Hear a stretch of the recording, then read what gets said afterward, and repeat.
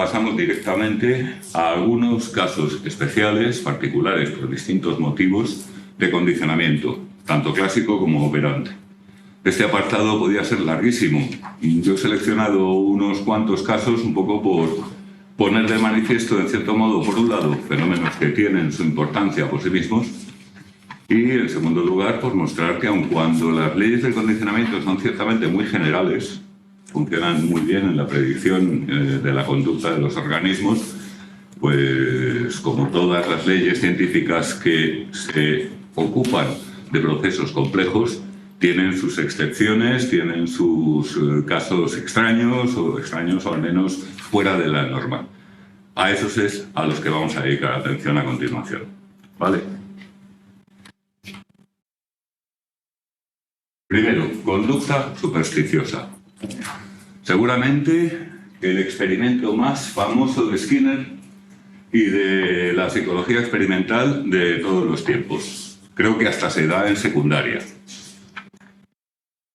Skinner, en el año 48 del siglo pasado, introdujo a palomas en cajas experimentales, tipo la suya, y les administraba comida, cuidado, de manera no contingente, con nada.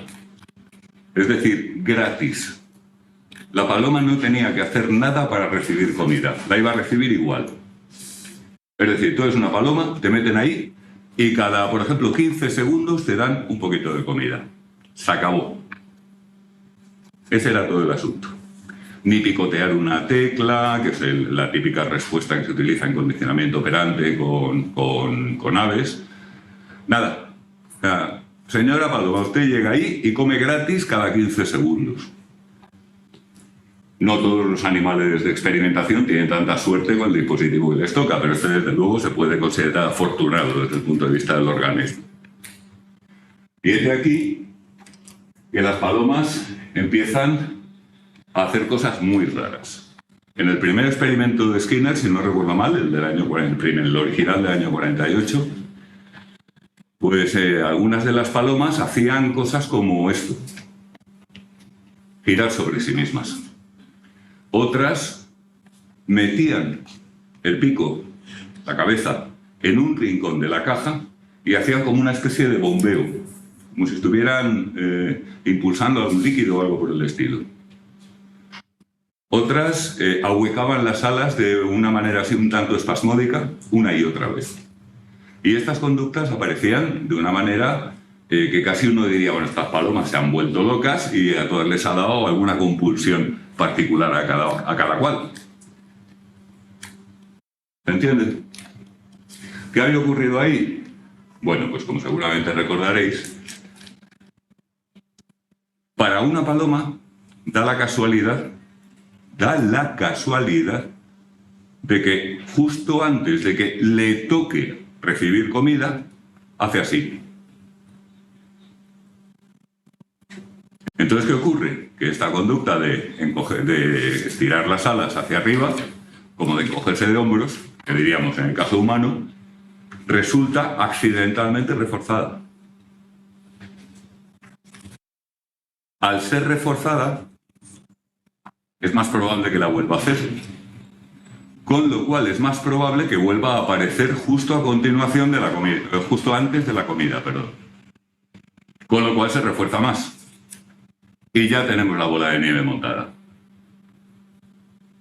Y entonces la paloma se comporta como si se creyera, mucha atención al subjuntivo y al como si se creyera que su gesto de levantar los hombros, de levantar las alas, tiene algo que ver con que venga la comida.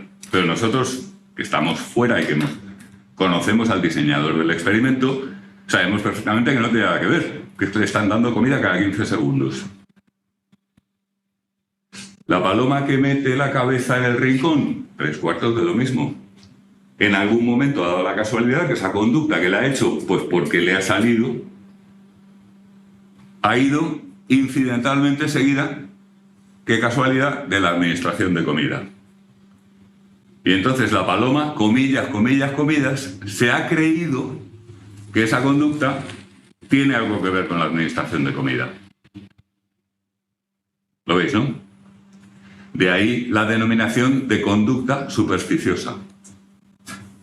Es decir, es como si las palomas adquirieran supersticiones respecto a aquello que produce el suministro de comida, cuando lo cierto es que el suministro de comida va totalmente a su aire según lo ha programado el experimentador. Cada 15 segundos hagas lo que hagas. Pero la paloma no tiene esa información, evidentemente. Está claro, ¿no? Además, esto ya digo, seguramente ya lo habéis oído, lo conoce todo el mundo.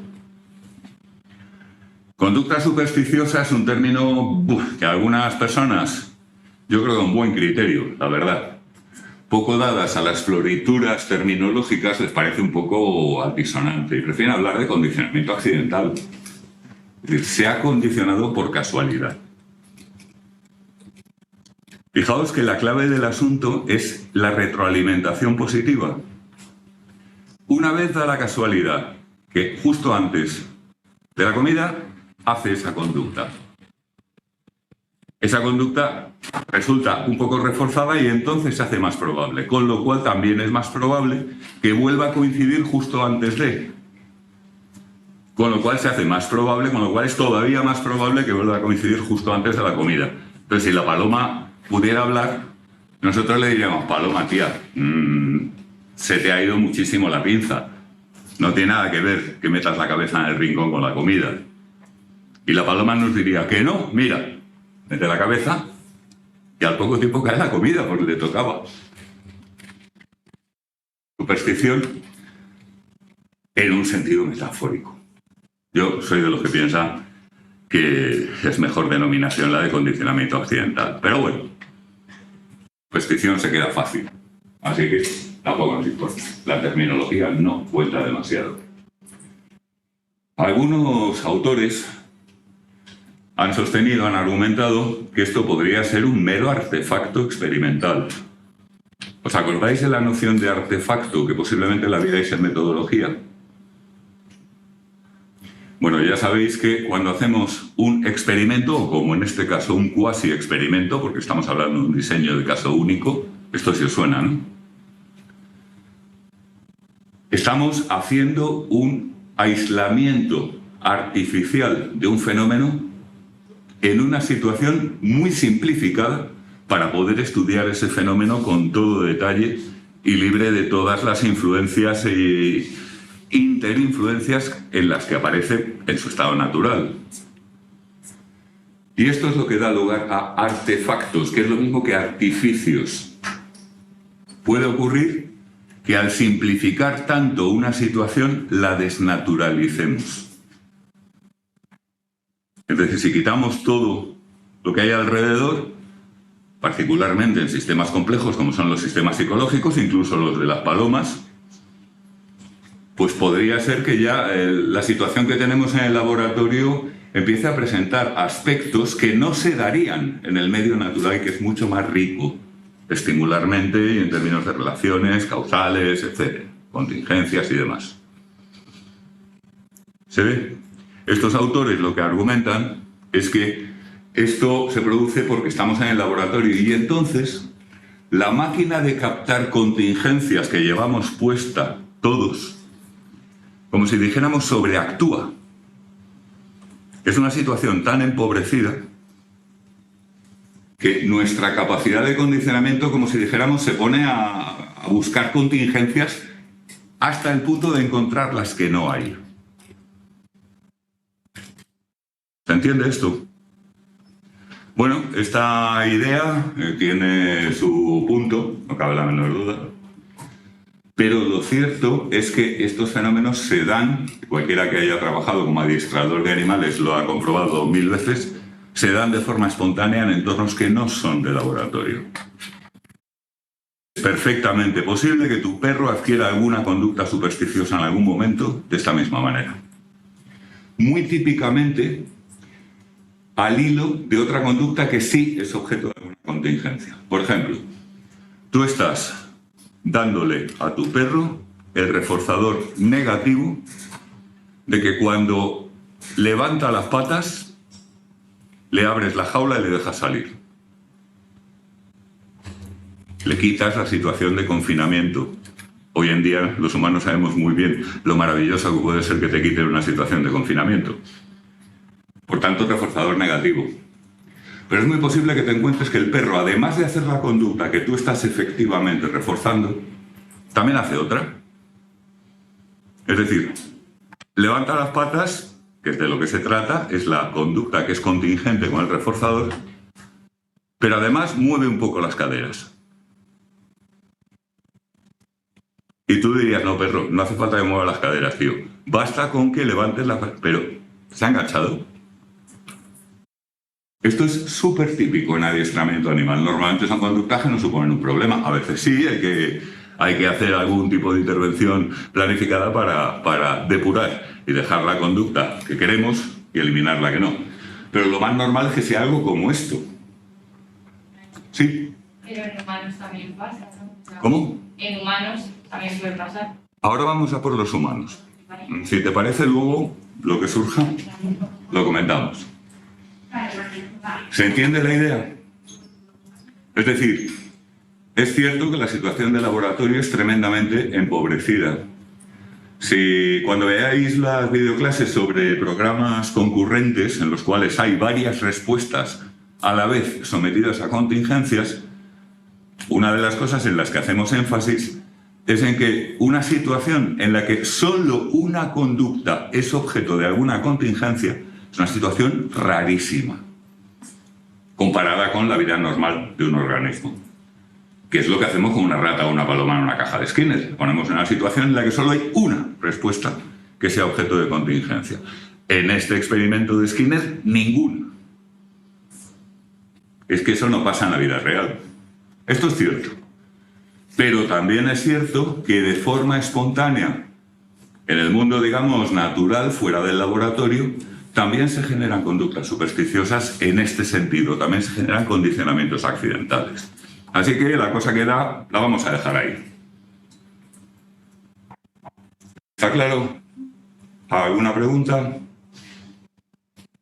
No me olvido de lo de los humanos.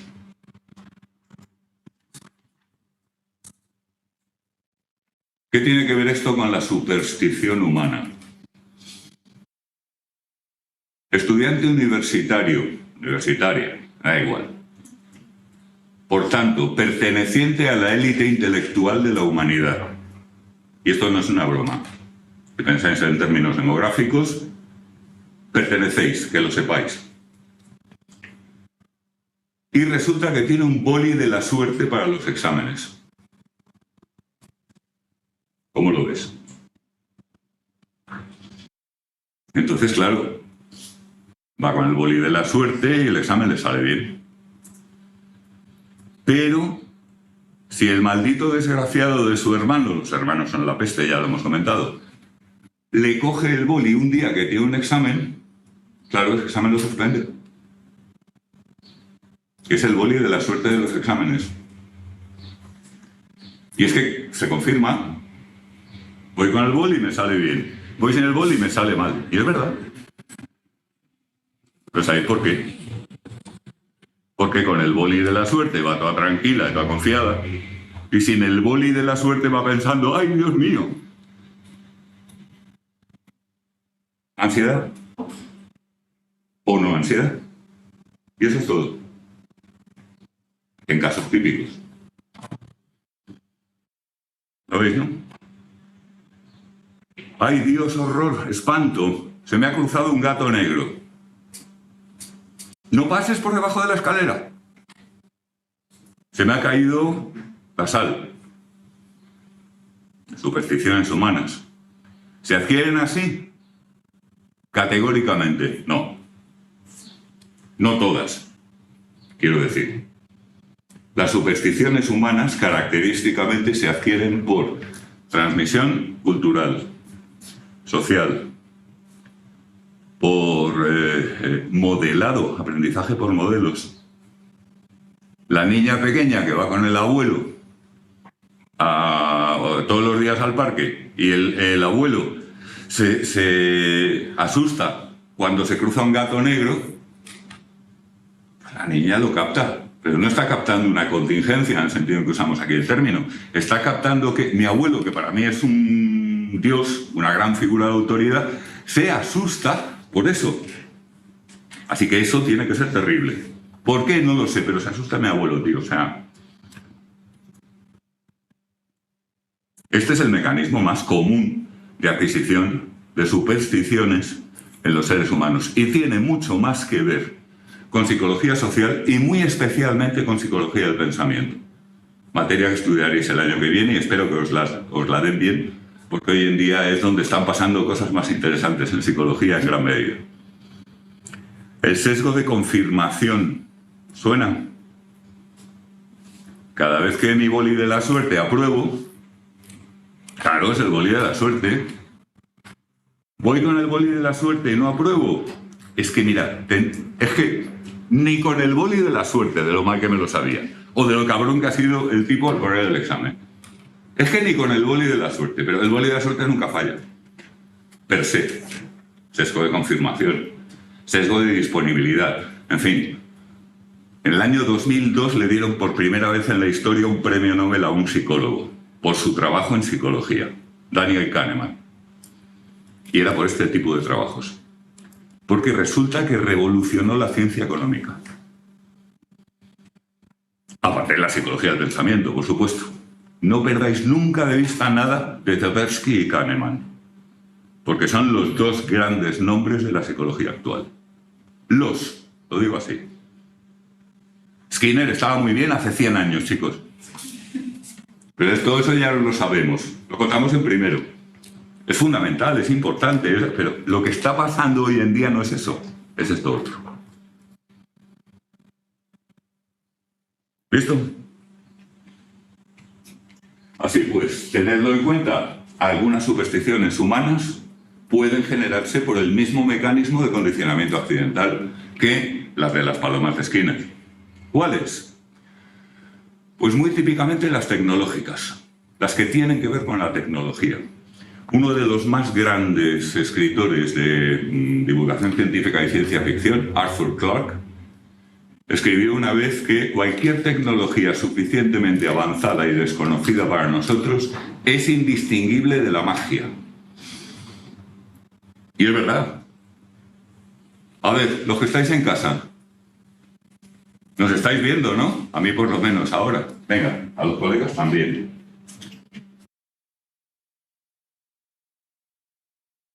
¿Sabéis cómo? Con Teams, vale, sí, pero ¿qué es Teams? ¿Cómo funciona? Son cosas que la gente en general, entonces, pues cualquier superstición tiene ahí muchísimo espacio. Por nuestra ignorancia. ¿Se entiende, no? Imaginad el siguiente ejemplo. Un cajero automático de estos cansinos. Tú tienes clarísimo lo que quieres hacer, pero la máquina se tira pensando cantidad de tiempo. Seguro que os habéis tropezado con alguno. Tú vas ahí, metes tu tarjeta, boom, boom, boom, boom, a pensar. Por favor, introduzca el número tal. Metes el numerito, boom, boom, boom, boom, a pensar. Y en un momento dado, por pura impaciencia, empiezas a hacer así. Y entonces te sale el dinero. Eres la paloma de Skinner. No es que tú digas, hay que tamborilear, que digas conscientemente que hay que hacer ese gesto para que funcione. ¿Qué va? Es tu mecanismo de condicionamiento, sobreactuando, una vez más. Y entonces se hace más probable que la siguiente vez que te toque un cajero automático petardo, hagas esto. Y antes o después sale el dinero, con lo cual esto sale reforzado y ya la tenemos liada. Liada no, porque no pasa nada, porque tamborilees ahí. Evidentemente, pero entendéis lo que quiero decir, ¿no? En los tiempos, iba a decir los primeros, pero no, los primeros eran mucho más crudos. En tiempos ya algo remotos de la Internet, es decir, hace 10 años, por ejemplo, cargar una página web era un dolor. Muchas veces. Tú metías la dirección o pinchabas en el link y el aparato se ponía a pensar, y a pensar, y a pensar, y a pensar. Y aquello no bajaba. Y a mucha gente le ocurrió, y esto lo he visto, que mientras el aparato estaba pensando y la página no acababa de caer, hacían así, con el puntero del ratón. Y entonces, antes o después, ¡zas!, la página cae. Ya está. Ya la tenemos otra vez montada. Te ha reforzado accidentalmente la conducta de mover el puntero del ratón. Y recuerdo a una compañera que me decía, muy seria, que se acelera la carga de las páginas acariciando el navegador con el ratón. Y yo, pero por todos los dioses antiguos y los nuevos.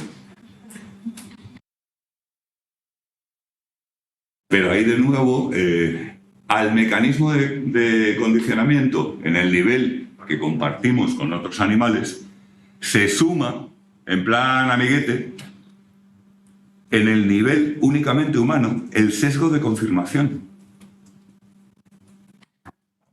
Y entonces, claro, ¿qué pasa? Pues que esa persona no solamente tiene el impulso de condicionamiento de hacer esa conducta cuando está en esa situación porque ha sido reforzada, ha resultado casualmente reforzada, sino que es que además te lo explica. Si alguna vez tarda o no funciona tal, va a hacer menos caso a esa información que las veces en las que empiece a hacer así, inmediatamente caiga la página como una persiana. ¿Lo entendéis, no? Claro, cuando se alían el sesgo de confirmación con un condicionamiento que no sea beneficioso, tenemos enfrente algo bastante difícil de modificar.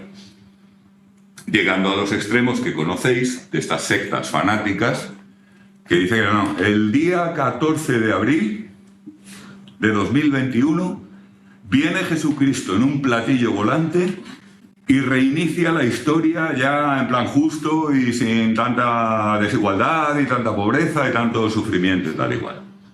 El 14 de abril están todos los adeptos cantando sus himnos y ahí no viene ni el pato, ni platillo volante ni nada.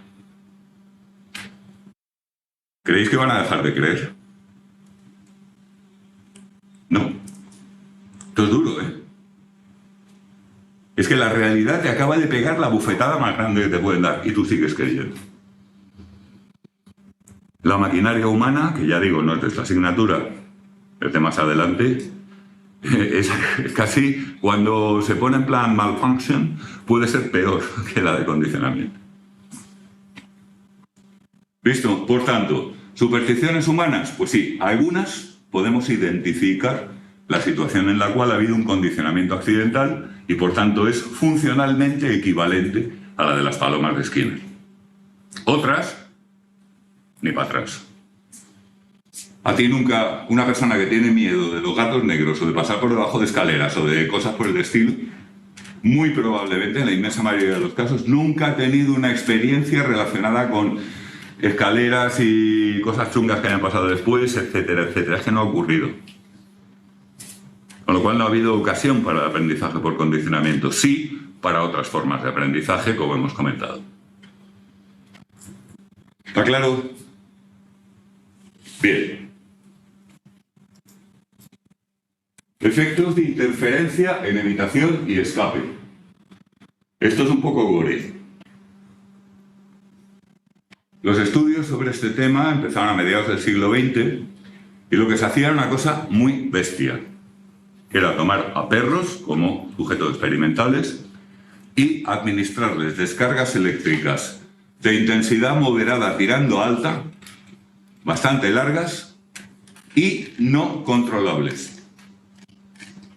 Es decir, que hiciera lo que hiciera, sin contingencia ninguna, hiciera lo que hiciera el perro, se comía las descargas.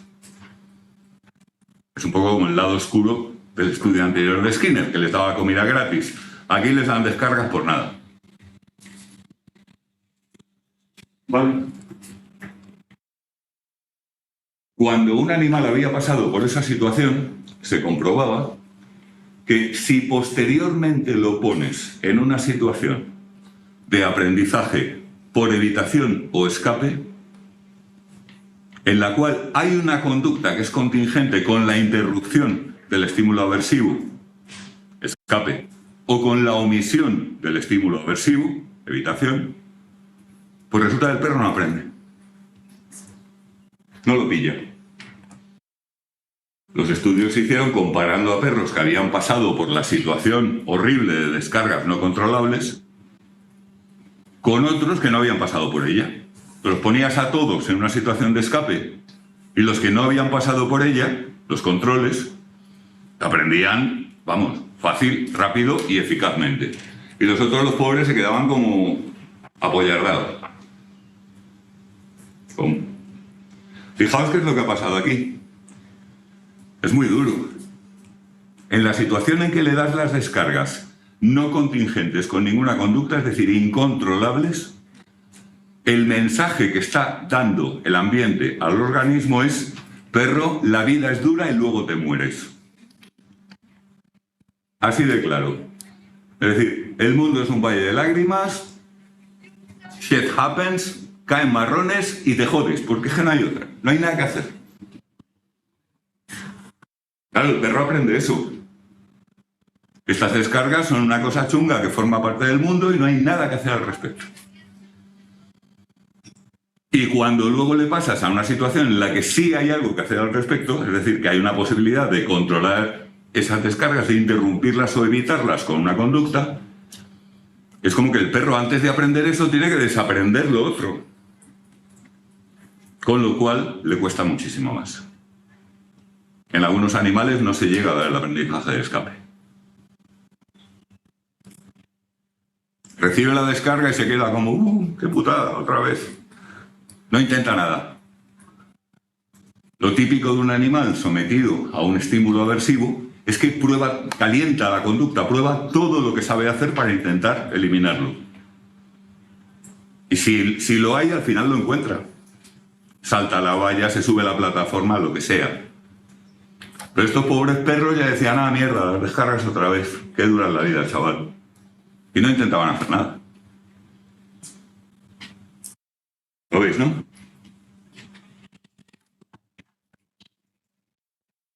Esa situación de estímulos aversivos e incontrolables ha interferido con el posterior aprendizaje de evitación o escape. De ahí el nombre de efecto de interferencia. El efecto es máximo cuando las descargas no controlables son largas y de intensidad moderada. Es decir, como... Y una cosa curiosa, el efecto es más leve, algo más leve, en individuos muy jóvenes, en cachorros. Este es un resultado enormemente recurrente en muchos estudios en psicología. Y es interesante porque contraviene, como si dijéramos, el saber popular. Tendemos a pensar que, yo qué sé, pues que le den una paliza a una persona es horrible. Pero que se la den a un niño... ¿Entendéis lo que quiero decir, no? Bueno, a ver, que se la den a un niño nos puede parecer, yo creo que con toda la razón, moralmente más reprobable, porque se trata de un ser más indefenso, más débil, más... Ahora bien, en términos del daño psicológico, los niños se reponen mejor. Esto es casi invariable. Y se reproduce con los perros de los experimentos del efecto de interferencia, experimentos los cuales, por cierto, ya os habréis dado cuenta, hoy en día, afortunadamente, vamos, no pasarían un comité de ética ni en broma. ¿Entendido? El efecto de interferencia es la base experimental del concepto que este sí seguro que os suena, de indefensión aprendida. Seligman, finales del siglo XX, propuso incluso que este tipo de situaciones en las que se reciben muchos estímulos aversivos que el organismo no puede controlar de ninguna manera con su conducta, estas situaciones de indefensión aprendida, que el organismo aprende que está indefenso frente a todas las cosas horribles que le manda el ambiente, constituirían la base de trastornos del estado de ánimo como la depresión, la distimia y algunos otros. ¿Se ve? Esto hoy en día no se puede sostener. Es una idea demasiado maximalista. Es decir, hay efectivamente daños psicológicos bien acreditados en relación con periodos sostenidos de recibir estimulación aversiva no controlable, pero van más por la vía del estrés postraumático. La inmensa mayoría de las personas a las que se les diagnostica con el DSM-5 en la mano de todas las bendiciones, una depresión, una distimia, etc., no han pasado por nada equivalente. De hecho, son muy características las depresiones paradójicas. Estas depresiones en las que todo el mundo se siente inclinado a decirle a la pobre paciente, pero si lo tienes todo para ser feliz. Que como ya os dije un día, es de bofetadas. Pero que realmente cualquiera que vea objetivamente a la persona se da perfecta cuenta de que no hay ninguna circunstancia objetiva que explique que esa persona tenga una reacción tan negativa con respecto a su ambiente. Es decir, ¿qué no ocurre? Que no es verdad que todos los depresivos hayan pasado por algo por el estilo. De hecho, la mayoría no lo han hecho. ¿Entendido? Ahora bien, las situaciones de indefensión aprendida, es decir, recepción sostenida de estimulación aversiva no controlable por parte del ambiente, desde luego que dañan psicológicamente. Ahora, no son la explicación de la depresión. Una cosa es una cosa y otra cosa es la otra. ¿Listo? ¿Alguna pregunta? Let's go ahead. Aversión adquirida al sabor. Vamos a hacer una cosa. Os vais a ir a cenar de fin de curso dentro de un mes y pico. O dos. Ya fin de exámenes, todo terminado y tal y cual. Vais a quedar todo el grupo, no solo los que estáis aquí, porque buena noticia, todo va a ser maravilloso y nos van a quitar restricciones y movidas. Podéis ir todos juntos. Entonces en el grupo WhatsApp montáis el típico berenjenal, que unos proponen una cosa, otros otra, cuando parece que hay acuerdo sobre algo, o sea, el típico toca pelotas diciendo yo ahí no puedo, yo ese día no puedo, en fin, ya sabéis cómo funciona. Pero finalmente os ponéis de acuerdo en que vais a ir a un sitio que es un restaurante de un país raro, así en plan exótico y tal. Chiquitistania. Un restaurante chiquitistano. Venga, sí, probar cosas nuevas, tal, no sé qué. Todo muy bien, vais allí, pasáis una velada estupenda, recordando los viejos tiempos, poniéndonos verdes a los profes, criticando a... En fin, lo que hace la gente en las cenas de este tipo.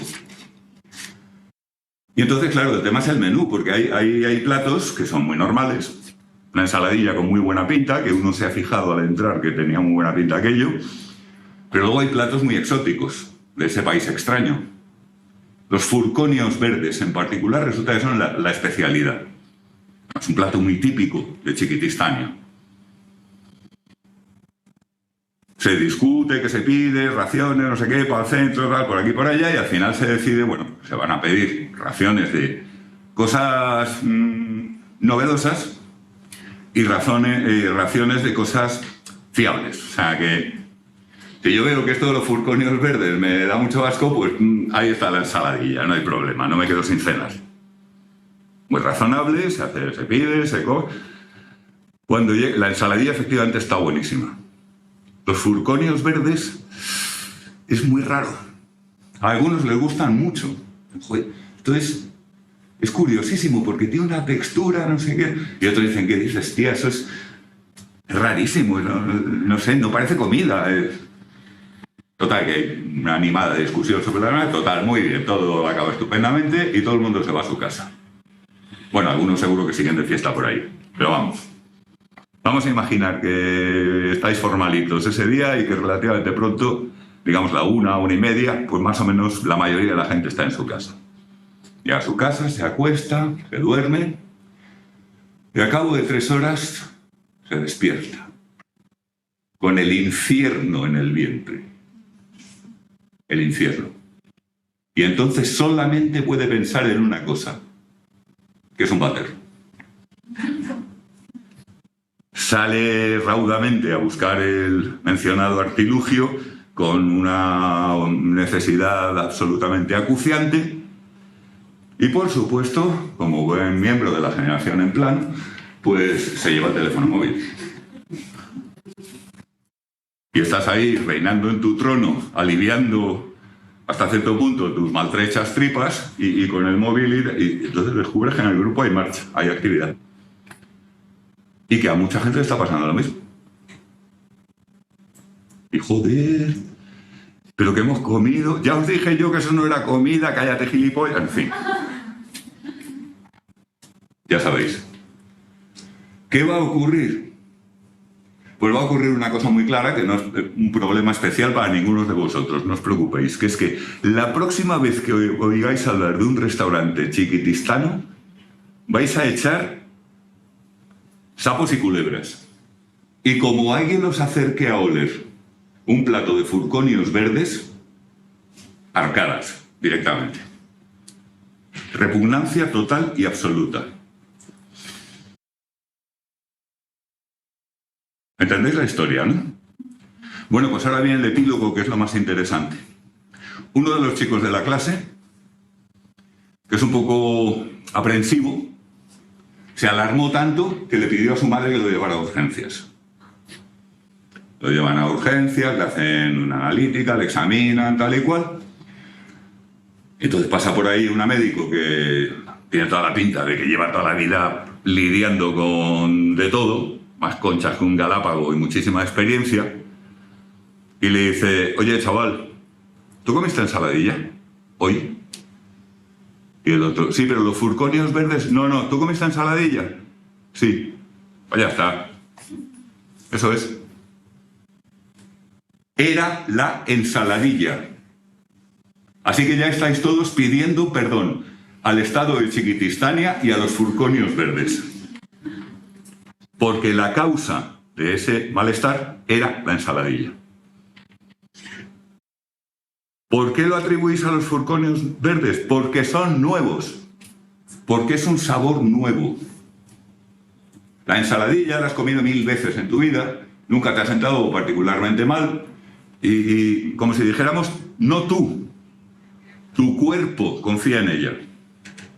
Tu máquina de condicionamiento confía en ella.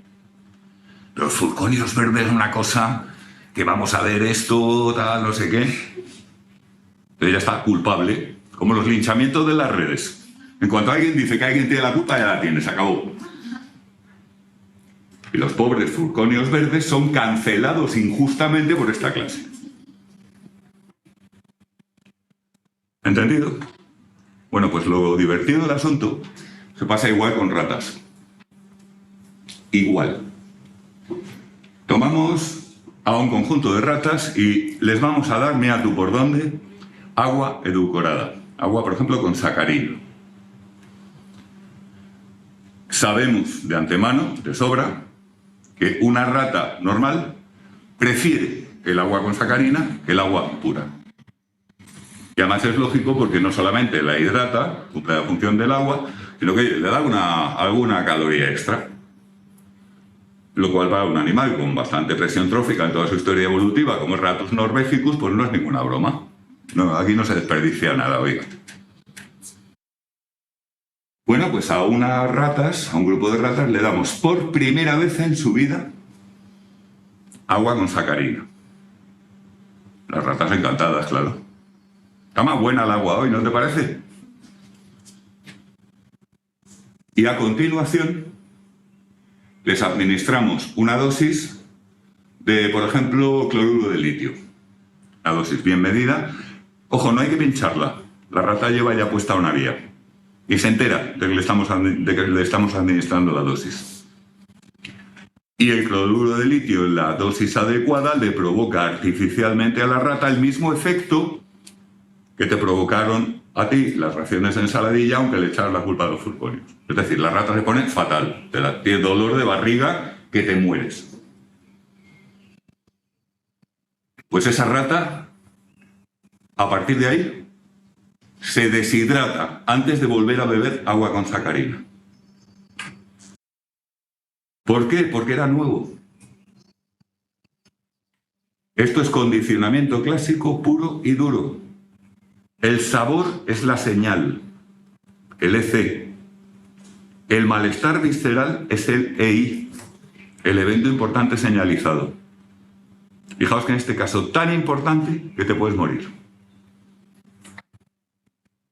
Puede ser letal. Hay gente que ha confundido perros con cicuta y ha estado ahí. Los berros y la cicuta, en forma de hierba, según la puedes recoger en el borde de un arroyo, se parecen mucho, son fáciles de confundir. Con las setas ni te cuento.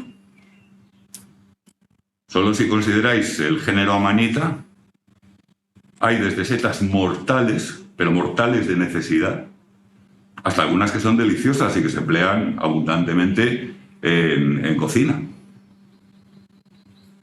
Y tienen pintas parecidas. Se ve la cosa, ¿no? Así que pasa en humanos y pasa en animales.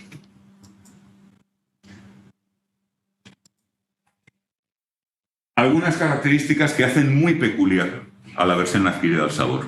Primero, el intervalo entre estímulos puede ser muy largo, horas. Desde que tú probaste los furconios verdes hasta que empezó a desatarse el infierno en tu vientre, pueden haber pasado 5 o 6 horas perfectamente. Estamos hablando de ritmos de tiempo de digestión lentos relativamente. Y sin embargo engancha. Esto del condicionamiento clásico es absolutamente inusitado. Acordaos de que hablábamos de demora larga para referirnos a 2 minutos entre el EC y el EI. Bueno, pues aquí estamos hablando de horas. Y además acordaos que decíamos, demora larga es un caso muy particular. Lo que mejor funciona es entre una fracción de segundo y 2 o 3 segundos. El intervalo entre estímulos aquí es de horas y funciona. Pero es que además funciona en un solo ensayo. Es decir, no como Pavlov, que le daba campanas y carne una y otra vez, que va, basta con una. A veces no, con animales no humanos, con humanos típicamente basta con una. Con animales no humanos a veces tienen que ser 2. Muy poco más. ¿Entendido? Otra anomalía, desde luego, desde el punto de vista del condicionamiento. Pero es que esto tiene un enorme valor adaptativo. Pensadlo. Si tú te has comido lo que no debes, por error, y te has puesto muy mal, y has sobrevivido, más vale que no repitas. No vaya a ser que a la segunda no sobrevivas. Entonces es como que aquí hay un mecanismo, una especie de plugin o de cortocircuito del mecanismo del condicionamiento que nos hace aprender con una extraordinaria facilidad, con solamente una vez que pase. ¿Por qué? Porque quien no tuviera eso ya palmó al comer cicuta por segunda vez.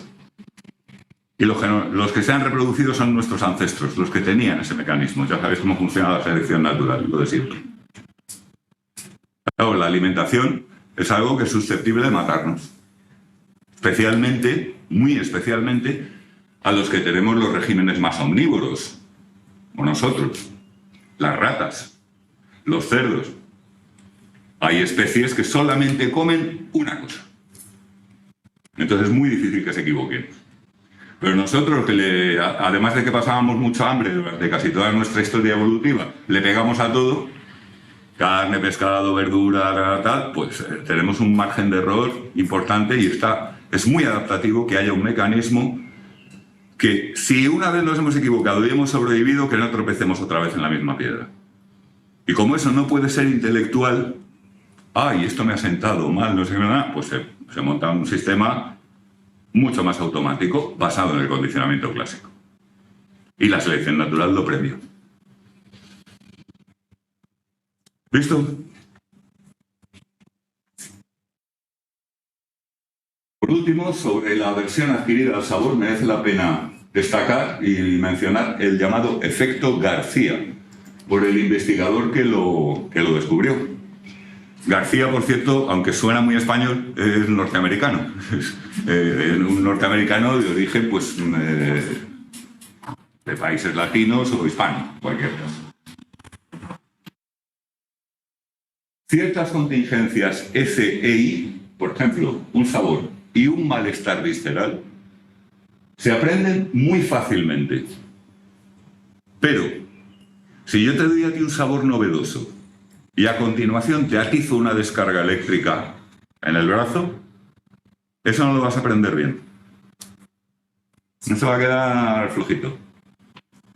Esta es la esencia del efecto García. Hay algunas asociaciones S e I que estamos, como si dijéramos, súper preparados de serie para aprender. Mientras que hay otras que no enganchan o que enganchan con dificultad. Esto lo investigaron de forma sistemática, como debe ser. Y entonces, pues lo que hicieron fue sencillamente coger distintos tipos de C y distintos tipos de EI y cruzarlos a ver qué pasaba en cada combinación.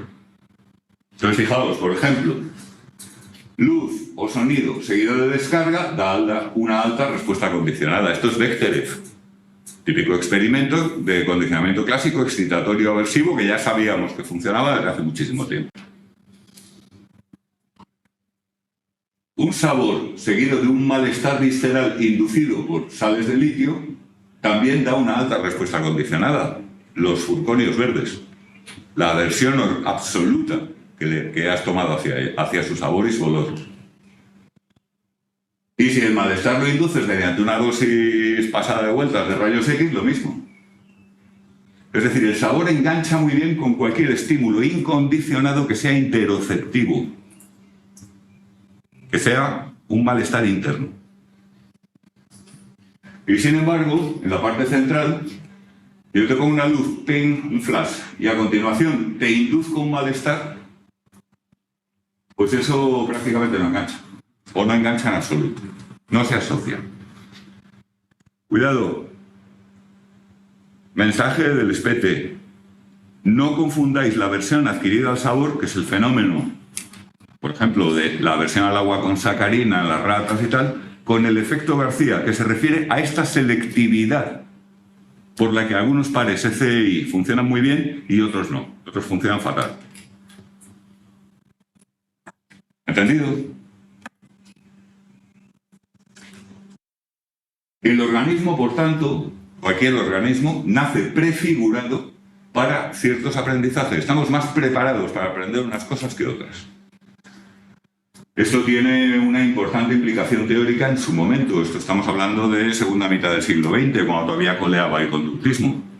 El principio de equipotencialidad, que era uno de los supuestos de base del conductismo original, no recuerdo si Watson lo mencionó mucho, pero Skinner desde luego sí, y sus continuadores, decía que todo el monte es orégano, es decir, cualquier EC y cualquier EI, dadas las contingencias y la situación oportuna, se pueden asociar igualmente. Tienen la misma potencialidad para asociarse cualquier par. Como es evidente, los estudios de García, Koelling y otros muestran sin ningún género de dudas que esto no es así. Hay algunos pares EC-EI que se van a aprender mejor y otros que se van a aprender fatal o incluso no se van a aprender. En una especie dada, claro, esto depende de la especie. ¿Entendido? Así que bye principio de equipotencialidad. Contracondicionamiento. Dicho intuitivamente, se trata de que un estímulo condicionado que para ti es apetitivo, lo vamos a convertir en aversivo. O bien, un estímulo condicionado que para ti es aversivo, lo vamos a hacer apetitivo. Es decir, darle la vuelta al signo motivacional de un estímulo respecto al cual hemos aprendido dicho signo. ¿Está claro? En clínica a menudo se llama recondicionamiento, pero es la misma idea. Una cosa a la que tú tienes aversión, vamos a intentar que, al contrario, que tengas afinidad. Y una cosa que te resulta apetitiva, vamos a intentar que te resulte al menos un poco aversiva. ¿Por qué haríamos esto? Bueno, enseguida vemos algún ejemplo. En el laboratorio, la preparación para estudiarlo es muy sencilla. Imaginad que primero hacemos lo de siempre. Le damos al perro un sonido, una campanita, seguido de comida, una y otra vez.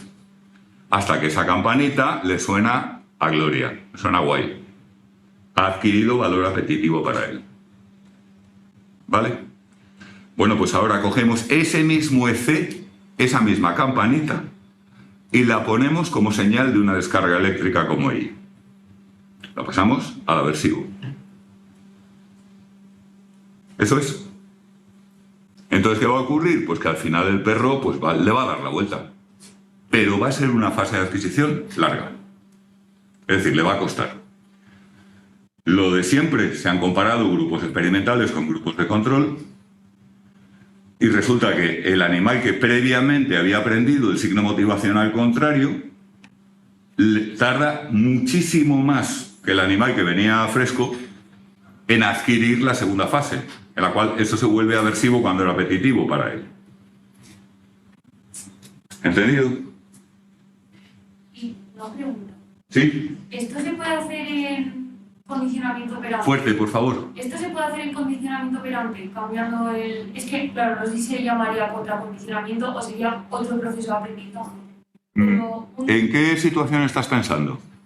No concreta necesariamente. Vale, pues, o sea, quiero decir, por ejemplo, tú haces una conducta y en un principio eso tiene un consecuente, un reforzador, que a ti te hace aumentar la frecuencia de esa conducta. Pero también, bueno, como en toda respuesta, supongo que hay más de una consecuencia, lo que pasa que una es relevante. Entonces se empieza a hacer más relevante otro consecuente que en realidad es un castigo, entonces te reduce la frecuencia. Eso no sería contracondicionamiento, sería otro proceso de aprendizaje.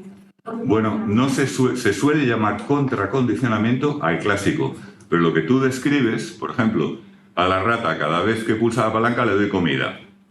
Fase 2. Ahora, cuando pulsa la palanca, ¡zas!, le doy una descarga. ¿Te refieres a eso, no? Sí. O viceversa. Sí. Pues eso es el equivalente, desde luego, y funciona también, y también cuesta más aprenderlo. Vale. Y además es muy estresante, como lo es el contracondicionamiento propiamente dicho. Dicho sea de paso. Vale, o sea, sí. ¿Qué ocurre? Que no se suele llamar contracondicionamiento en este caso. Lo común en los textos de psicología de aprendizaje es llamar contracondicionamiento al clásico. Porque este otro proceso que tú mencionas es muy poco práctico. Porque si extingues, va mejor, sencillamente. Ya no hace falta que le des la descarga, basta con que le quites el reforzador. Vale. O que le entrenes una conducta alternativa incompatible, o sea, es decir, casi siempre hay métodos mejores que el castigo positivo para reducir una conducta, con lo cual resulta poco práctico. Ahora bien, en clásico, conseguir que algo que a ti te suena de maravilla, o que te apetece, o que te atrae, pase a provocarte repelús, rechazo, desagrado, eso tiene mucho más miga. Y otra pregunta, ¿esto sería posible? O sea, claro, ahí pone el laboratorio, pero ¿esto sería posible que pasase? Más alto, por favor, no te digo bien, y supongo que eso menos. Vale, que si sería posible que pasase en un entorno natural, más que en un laboratorio. Sí, por supuesto. Ah, vale. Pues cualquiera de estas cosas. O sea, a ver, cuando nos llevamos un tema al laboratorio, en la inmensa mayoría de las ocasiones lo que estamos haciendo, como ya habéis estudiado, es tomar y aislar un fenómeno de las situaciones naturales para estudiarlo con más detalle, con más control y, por tanto, probablemente con más precisión. Pero en psicología, en la inmensa mayoría de los casos, estamos tomando situaciones que están inspiradas por lo que sucede en el mundo natural. Sí, sí, desde luego. Vale. Lo que no quita para que a veces inventemos cosas muy raras, que también. Sí. Fuerte, Teresa. La luz, por favor. Ah, sí, perdón.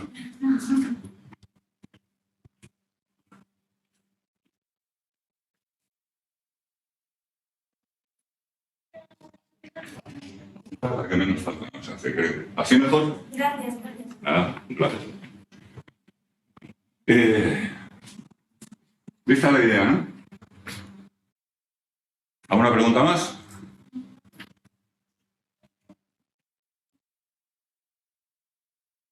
Es siempre un aprendizaje largo, y difícil. Y en el difícil incluyo que frecuentemente el contracondicionamiento puede ser muy invasivo para el organismo, puede provocar bastante ansiedad, estrés, puede ser muy costoso. O sea, no es la típica cosa que uno, como si dijéramos, recetaría a la ligera. Ah, ponle contracondicionamiento. Un poco bestia, ¿eh? Como decir, quítale un riñón. El equivalente médico. ¿Vale? Pero se consigue. Y algunas veces es vital. En cuanto a ¿para qué? ¿Para qué hacemos esto? Pensad en la siguiente situación. Una persona, una mujer concretamente, ha sido secuestrada y ha pasado un periodo bastante largo bajo el dominio de una pandilla de energúmenos que le han hecho toda clase de barbaridades.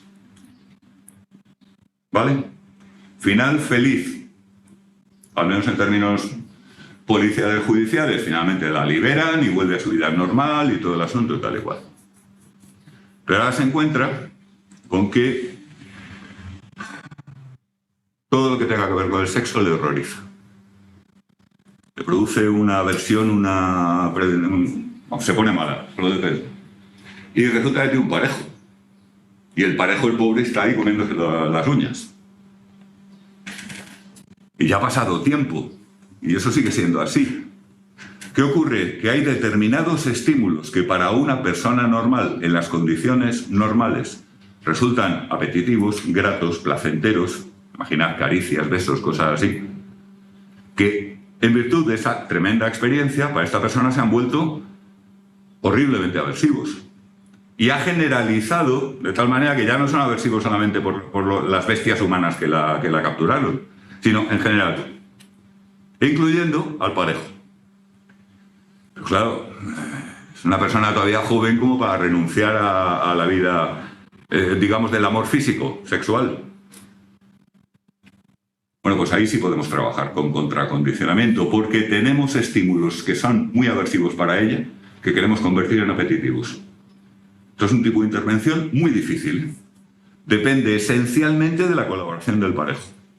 Porque evidentemente nosotros no le vamos a dar ese tipo de estímulos.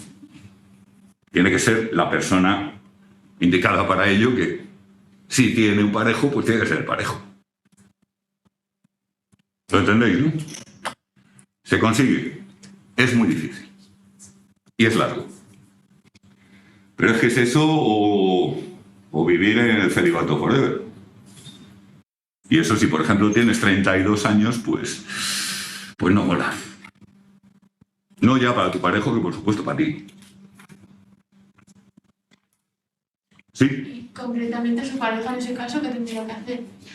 Hay que planificarlo en cada caso. Esto no es algo que se puede... Esto es personal intransferible. Tú fíjate que la conducta sexual sin ningún problema ya es personal intransferible. Que si me gusta esto, que si me ponen lo otro, que si esto no lo soporto, que si... Entonces, con esto encima, o sea, ahí hay que hacer un análisis muy detallado de cuáles son concretamente los estímulos más problemáticos, de cuál es anteriormente una anamnesis para ver cómo era su perfil anteriormente, o sea, pero una solución general no se puede dar por el mismo tipo de motivo que no se puede decir qué le gusta sexualmente a un ser humano. Porque cada uno es de su padre y de su madre, muy especialmente en ese terreno. ¿Vale? Con un poco de suerte descubrimos que hay un pequeño número de estímulos que son particularmente los clave para que se desate en ella la aversión. Y entonces nos centramos en esos. Y adiestramos muchísimo al otro para que haga lo que hay que hacer en el orden que hay que hacerlo, todo este tipo. Fíjate que estamos hablando además de gente que no está sentada en una clase con todo su intelecto a la perfección, listo para recibir información, sino que están pasándolo muy mal. Así que es difícil. Nos engañaría si dijera otra cosa. Pero se consigue. Si era en general, pues trabajar la confianza, como que confía en su pareja, pero claro que es más. Hay un remedo de contracondicionamiento que está bastante mal hecho en la película La Naranja Mecánica, que seguramente si no la habéis visto la veréis porque muchos de mis compañeros se empeñan en atizársela a los alumnos en más de una asignatura. Pero que sepáis que eso no está muy bien contado desde el punto de vista técnico. Vale. Otra aplicación, una de las primeras que se hicieron del contracondicionamiento, fue el estudio de Böcklin en los años 40 del siglo pasado, hace 80 años, fijaos, que era respecto al consumo abusivo de alcohol. Trabajaba con alcohólicos terminales. O sea, de estos que ya el médico les ha dicho, mira, tío, o dejas de beber o tu hígado revienta como una calabaza. Y te mueres. Y siguen bebiendo. Lo que hacía Böcklin era, primero, encontrar el perfil estimular de cada individuo. No sé en qué medida os gustarán bebidas alcohólicas más o menos, pero aunque solamente sea por haberlo visto intuitivamente, está claro que hay gente a la cual el estímulo relacionado con el consumo de alcohol que le resulta más apetitivo de todos es una gran jarra de cerveza muy fría, ligeramente con vapor, con una buena cabeza de eso. Se me está notando, ¿no? Bueno, yo soy de cerveza. Hay gente que un vaso de whisky, de culo gordo, ancho, con un hielito que hace clink, clink, clink. Ese clink, clink, clink es música deliciosa en sus oídos. Ese color, con ese toque de madera. ¿Lo veis, no? Una copa de vino, con lágrima, corriendo por el interior del cristal, y con ese tinte oscuro, como del mar Mediterráneo cuando hablaban de él en la Ilíada, ese mar oscuro como el vino. ¡Oh! ¿Lo entendéis? Fijaos que no es el consumo, son los estímulos vinculados al consumo. ¿Qué hizo Böcklin? Intentar que esos estímulos asociados al consumo, que frecuentemente actuaban un poco como desencadenantes, se volvían aversivos. Que a ti lo que más te gusta es el vasito de whisky con el hielito que hace clink, clink, clink, ven para acá. Te pongo delante el vasito de whisky, no te lo doy para que te lo tomes, sino simplemente te presento el estímulo y a continuación, lo mismo que a las ratas, en la versión adquirida al sabor, te provoca un malestar visceral que te pones fatal. Entonces, ¿qué ocurre? Esos estímulos relacionados con el consumo, que para el sujeto eran muy apetitivos, empiezan a volverse aversivos. Y todo esto es inconsciente, ¿eh? Y sí, no me cansaré de insistir en ello, esto ocurre de forma inconsciente. Y entonces ese estímulo que cuando tú lo percibías anteriormente era como ¡guau! Pues ahora es como ¿Qué sucede? Que no estamos atacando la conducta de consumo, pero no directamente. Lo que estamos haciendo es que, por ejemplo, pasemos al de la cerveza, al del pub inglés, que el golpe de la jarra encima de la barra de madera de caoba, pues es que ahora eso le da... Y si además sabe que le conviene no beberse, lo estamos poniendo mucho más fácil. O sea, le estamos quitando glamour a la conducta de consumo, pero a expuertas. Los resultados de Böcklin son espectaculares. Consiguió unas reducciones notables en el consumo, incluso teniendo en cuenta que tenía unos criterios muy drásticos. O sea, solamente consideraba éxito la abstinencia total. Que hay muchas veces que una persona que tiene abuso de sustancias nos damos con un canto en los dientes y conseguimos reducirlo en un 40%, por ejemplo. Pues no, el criterio era ese. Y al cabo de, me parece que eran 3 años de seguimiento, todavía había aproximadamente entre una cuarta y una quinta parte de los sujetos que seguían sin haber vuelto a probar el alcohol. O sea que era eficaz, muy eficaz. ¿Qué ocurre? Que es horriblemente traumático. Los sujetos lo pasaban fatal durante el tratamiento. Eso es una cosa casi que suena a tortura. Pero es que estamos hablando de personas que o dejan de beber o se mueren. ¿Entiendes? O sea, no tendría sentido que tú hicieras algo tan agresivo para decir, así como menos chocolate y no sé qué. Mira, comer chocolate, joder. No te metas en esto. Pero para una persona que tiene el hígado en las últimas y que sigue consumiendo alcohol, es cuestión de vida o muerte. ¿Está claro? Bien, ¿sí? Es que me suena, no sé si se va un poco, creo que no, pero bueno. Fuerte. No sé si tendrá que ver con la configuración estimular.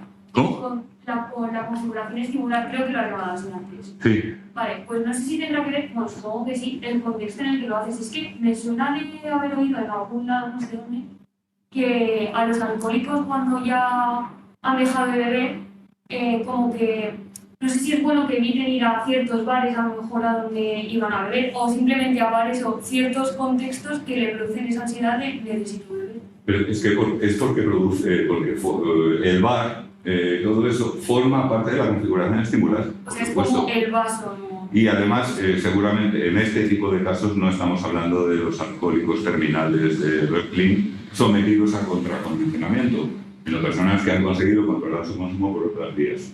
Es un caso diferente. Vale.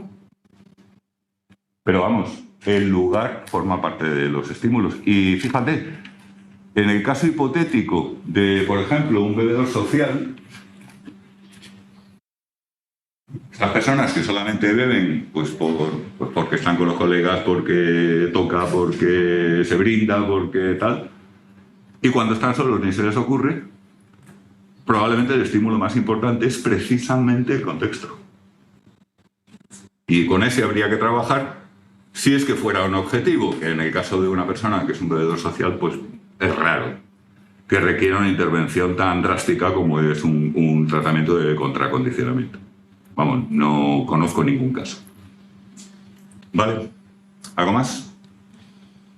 Bien, pues